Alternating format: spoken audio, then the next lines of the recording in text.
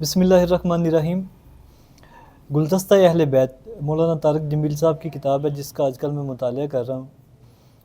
کتاب کے مطالعہ کے دوران امام سجاد علیہ السلام کا ذکر ہوا، جن کا پورا نام جناب علی ابن الحسین ابن علی علیہ السلام ہے۔ تو مولانا کی کتاب میں امام کے 6 فرمودات نقل کیے گئے ہیں، مجھے اچھے لگے، میں نے کہا چلیں آپ دوستوں سے شیئر کرتا ہوں۔ آپ نے فرمایا، مجھے تعجب ہے اکڑنے والے اور اترانے والے شخص پر جو کل تک ناپاک قطرہ تھا اور پھر کل مردار ہو جائے گا، اور مجھے بہت زیادہ تعجب ہے اس شخص پر جو اس فنا ہونے والے گھر کے لیے تو عمل کرتا ہے اور باقی رہنے والے گھر کو چھوڑ دیتا ہے۔ دوسرا فرمانا، جو اللہ تعالیٰ کی تقسیم کردہ روزی پر راضی ہو وہ سب سے بڑا مالدار ہے۔ تیسرا، اصل پردیس یہ ہے کہ آدمی کے دوست نہ ہوں۔ یہ بہت قیمتی جملے ہیں، دونوں بلکہ بہت قیمتی جملے ہیں کہ اگر انسان اس چیز پہ راضی ہو جائے کہ جو مجھے اللہ تعالیٰ نے دیا ہوا ہے وہ بہت ہے، تو اس سے بڑا کوئی غنی نہیں ہو سکتا بندہ۔ ٹھیک ہے، جو اللہ نے مجھے دے دیا ہے، جو میری قسمت میں اس نے لکھا ہوا تھا، جو اس نے اپنی رضا سے مجھے دے دیا ہے، وہ میرے لیے کافی ہے۔ اور دوسرا کہ اگر آپ کے دوست نہیں ہیں، آپ بالکل تنہا ہیں، تو آپ پردیس میں ہی ہیں، چاہے آپ اپنے گھر میں بیٹھے ہوں یا چاہے آپ اپنے گاؤں میں بیٹھے ہوں، اپنے محلے میں بیٹھے ہوں۔ اچھا، فرمان نمبر 4، دنیا کے بڑے لوگ سخی اور متقی ہیں اور آخرت کے بڑے لوگ دیندار حضرات اور علماء کرام ہیں، کہ علماء کرام تو انبیاء کے وارث ہیں۔ 5واں فرمان مبارک ہے، لوگوں، اسلامی حدود کے اندر رہتے ہوئے اللہ کی رضا کے لیے ہمارے ساتھ محبت کرو۔ تم میں سے بعض لوگوں کی عقیدت و محبت ہمارے لیے عزت و شرف کی بجائے عار بن گئی ہے، اور سنو، ہمیں ہمارے حق سے زیادہ اوپر نہ اٹھاؤ۔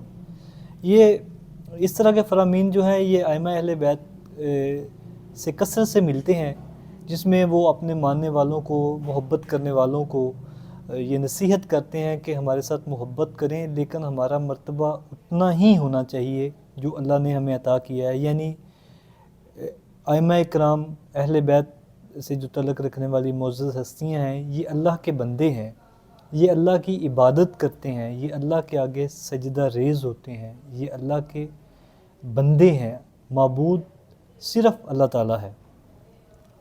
ایک اور جگہ پہ آپ نے فرمایا، کچھ لوگ خوف سے اللہ کی عبادت کرتے ہیں، یہ غلاموں کی عبادت ہے۔ کچھ لوگ امید و طمع میں عبادت کرتے ہیں، یہ تاجروں کی عبادت ہے۔ اور کچھ لوگ خالص شکر الہی میں عبادت کرتے ہیں، یہی احرار یعنی آزاد لوگوں کی عبادت ہے۔ اس میں جو سمجھنے والی چیز ہے وہ یہ ہے کہ بندہ اس ڈر سے عبادت کرتا ہے، اس ڈر سے نماز روزہ کرتا ہے، اللہ سے ڈرتے ہوئے۔ تو امام فرماتے ہیں یہ تو اللہ اس طرح کی جو عبادت ہے یہ غلاموں کی ہے۔ غلام ڈرتے ہوئے اپنے آقا کی بات مانتا ہے، غلام ڈرتے ہوئے اپنے آقا کے ہر حکم کو بجا لاتا ہے۔ اسی طرح جو دوسری قسم بیان کی ہے، بندہ کہتا ہے میں نماز پڑھوں گا، میں روزہ رکھوں گا، میں اللہ کی راہ میں خرچ کروں گا تو اس کے بدلے میں مجھے جنت ملے گی۔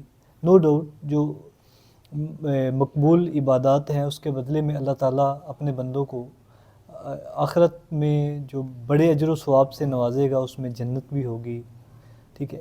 لیکن جو بندہ یہ سوچ کے عبادت کرے کہ میں اللہ کی عبادت اس لیے کروں کیونکہ اللہ لائق عبادت ہے، تو اس میں یہ دونوں چیزیں جو ہیں وہ جمع ہو جائیں گی۔ یعنی اگر ہم اس نیت سے عبادت کرتے ہیں کہ اللہ لائق عبادت ہے، جو کہ یقیناً ہے، اس کے سوا کوئی عبادت کے لائق نہیں، تو وہ یقیناً ہمیں اپنے اجر و ثواب سے نوازے گا، وہ یقیناً ہمیں آخرت میں جنت میں گھر دے گا، وہ یقیناً جو بھی اس کی نعمات ہیں، نعمات عظمیٰ ہیں، وہ عطا فرمائے گا۔ اور یہی عبادت کا اصل جو روح ہے، مولا علیہ السلام نے بھی فرمایا تھا کہ میں اللہ کی عبادت اس لیے کرتا ہوں کہ وہ عبادت کے لائق ہے۔